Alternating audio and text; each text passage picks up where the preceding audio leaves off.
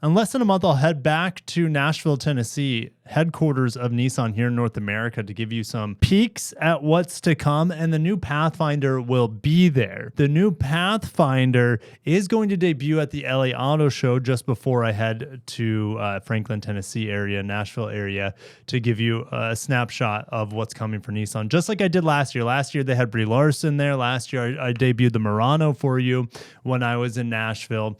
But what we have now, as we go back to the Pathfinder, is we have the refreshed Pathfinder. I get probably comments every day, every other day. What's the situation on the Pathfinder? Well, we're going to go over it today. I got the full details. I hope you guys are excited. I love the Pathfinder. It's roomy, it's spacious, it looks good.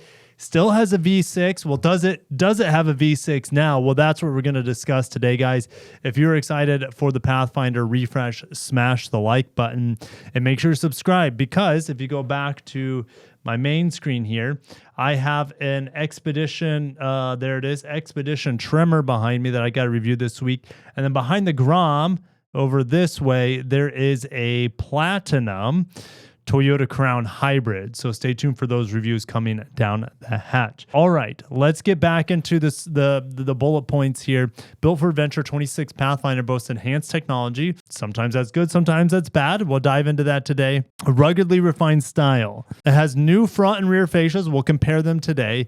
There's a new, newly enhanced platinum grade with elevated new seat quilting pattern and new 20-inch wheels and wood tone interior trim. Sounds fancy. You got to keep in mind, this is the mainstream brother of the QX60. And the QX60, while it looks amazing, it just lost a head-to-head comparison on my channel versus a Mazda CX-90. The Infiniti cost more, and the Mazda was the winner. The Pathfinder here is probably the pick over the QX60 as well, assuming it has the V6 still.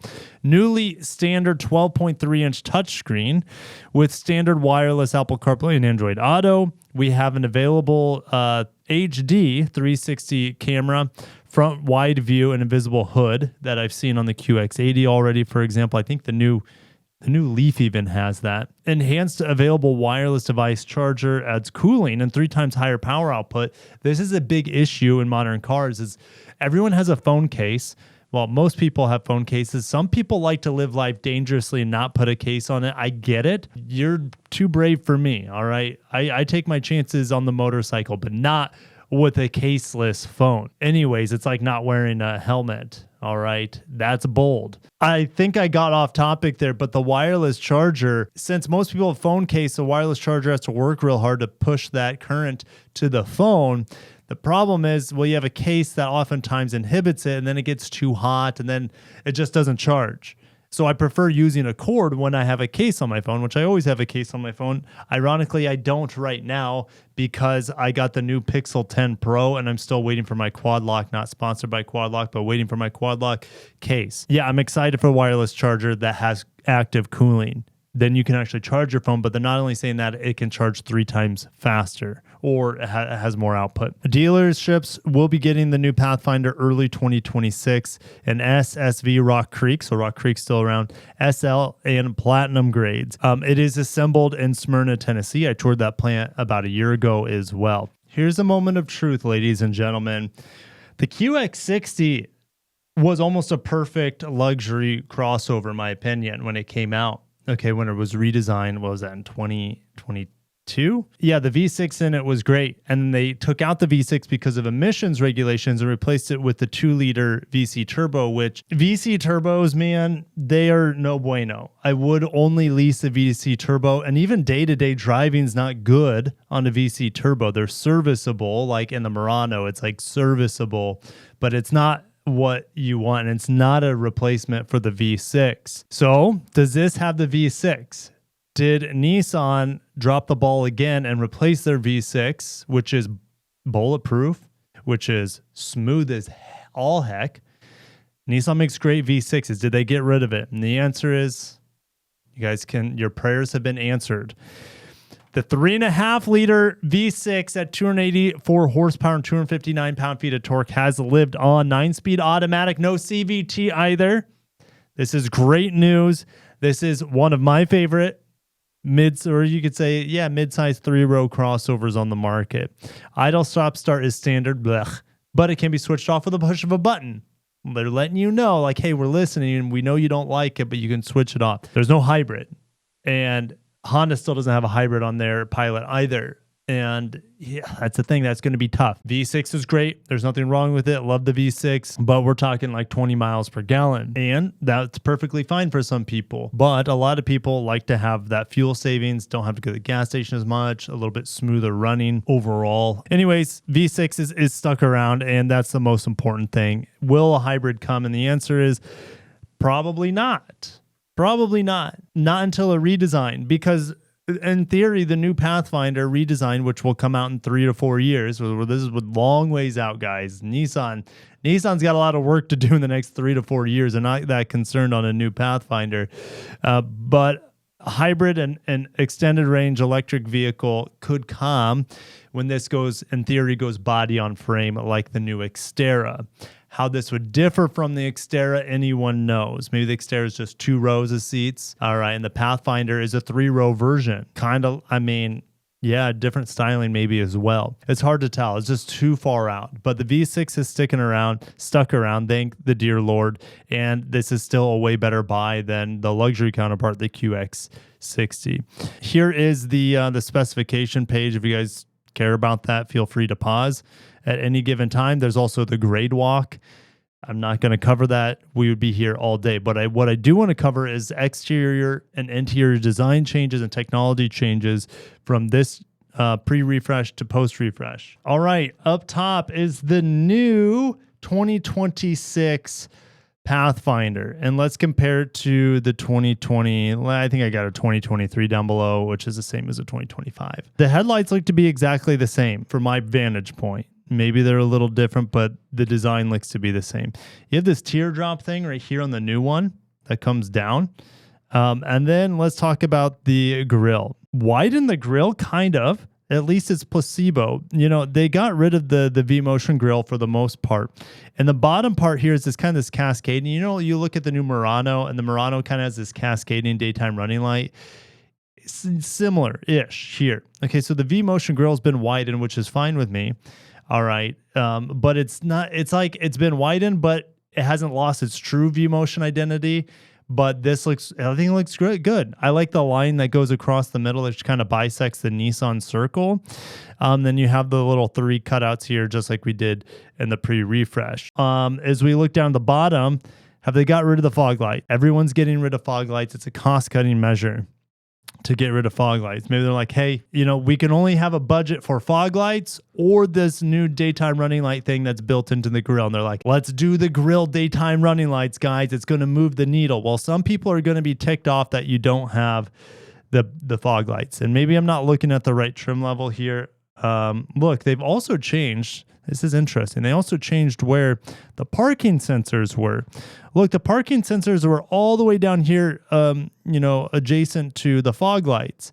Now they've been pushed up much higher on the bumper. I wonder why that is. Maybe that's better for the Rock Creek model, which needs a little bit more off-road ground clearance. I'm not quite sure. All right, let's compare the two back ends. It looks like they got rid of this bright kind of grayish silver for a darker silver. Darker silver, I think, looks better.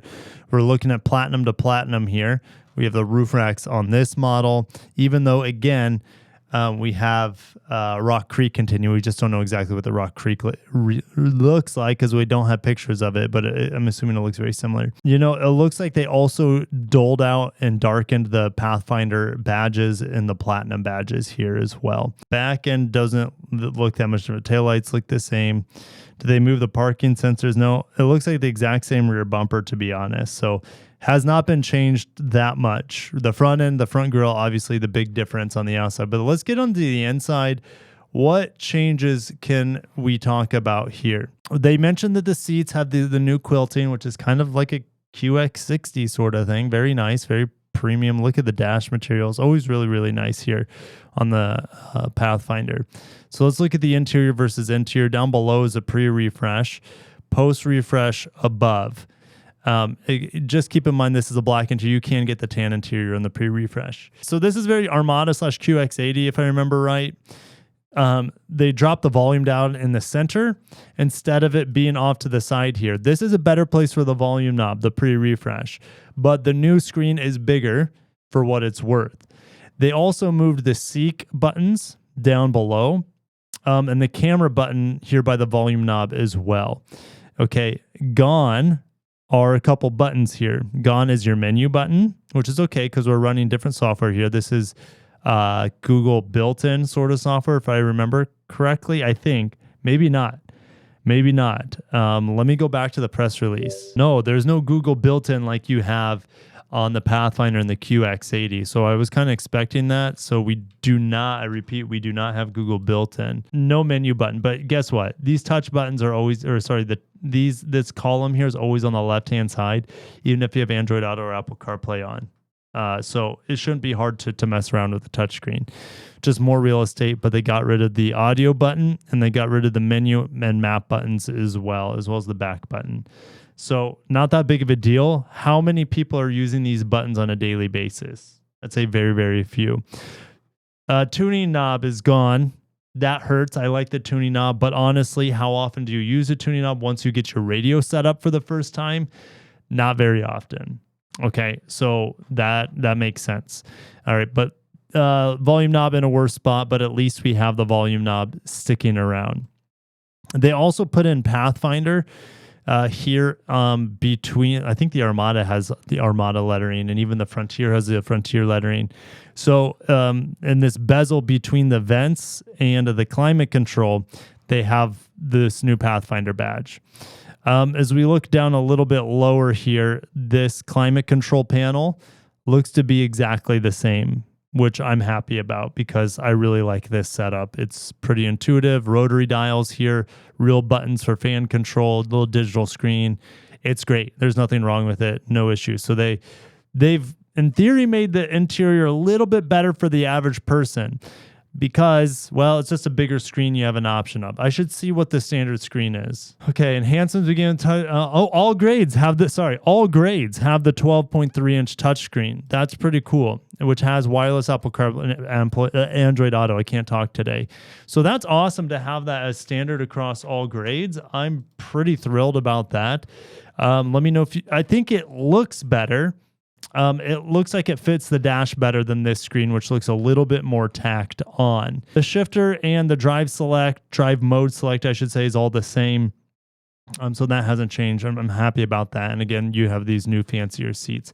Steering wheel looks to be exactly the same. And then you have a 12.3-inch digital screen behind the steering wheel. And you can get that 12.3-inch instrument cluster behind the steering wheel, that bigger screen behind the steering wheel on the SL grade. So S, SV, and Rock Creek will not have that bigger screen behind the steering wheel. They'll probably just have analog gauges as well as a smaller screen, which is fine with me. Definitely not a deal breaker, trust me. And then you have the SL and Platinum grades. Those two will have the bigger screen behind the steering wheel. Very, very happy about the improvements, the small improvements to an already fantastic vehicle. The most important thing for the success of the Pathfinder was keeping the V6, keeping the 9-speed auto, not replacing it with a CVT, not replacing it with a VC turbo. They succeeded there. That was critical. That was mission critical.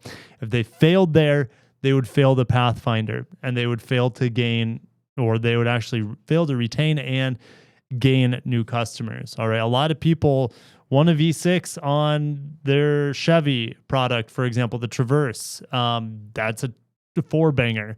The Highlander dropped the V6 for a 4-banger. And those engines can be fine, but they're never as smooth or as refined as a V6. All right. And reliable, more than likely. Reliability, like this V6 is bulletproof. This 9-speed auto, I'm not going to have any issues with its reliability compared to what we've seen with CVTs in the past with Nissan. All right. So this Pathfinder is, I'm not going to say a home run, but it's just, if I were to review one, I haven't reviewed one in a couple of years. So hopefully I can get one back in the press fleet with this refresh. But if I were to review it right here, right now, it'd probably be A tier on my spreadsheet for all the cars I've reviewed and tested so far this year. Very few of them are terrible. Most of them are pretty good. And I think the A tier is the biggest tier, A or B. All right, there was a lot in A and B. And I think the Pathfinder would easily find its way into A category, if not S category, but I would have to review it again to touch bases. So thank you guys for watching. Stay tuned for more. Again, I'll be able to update you guys shortly, Nissan in Nashville, like I did last year. But we'll see where they're going. Hopefully I have some really exciting stuff to share at RE Nissan. Maybe in regards to body on frame stuff, Xterra, new Pathfinder, maybe new Frontier, new powertrains, hybrid stuff. I want to learn more about e-power. If you missed, here's the thing. I just interviewed Nissan CEO Ivan Espinosa when I was in Japan for the mobility show a week and a half ago. So check out that interview. Also check out my driving impressions with e-power on the Nissan Noara Nismo that I took to the Daikoku car meetup area. So amazing time I had in Japan. And a big part of that was my experiences that I had at Nissan HQ in Yokohama and also at the mobility show itself. Thank you guys for watching. Stay tuned for more Nissan content here on the channel, and I'll see you in the comments as always. Have a great day and peace.